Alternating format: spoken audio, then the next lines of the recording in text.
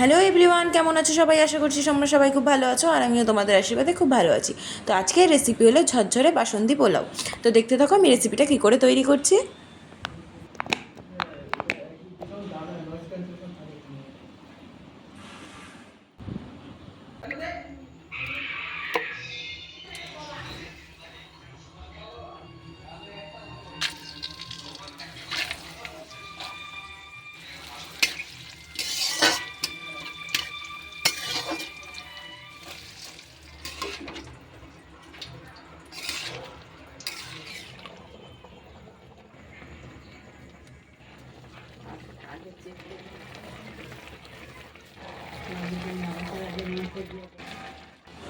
এই ছিল আজকের রেসিপি। তো কেমন লাগলো সবাই কিন্তু কমেন্টে জানিও।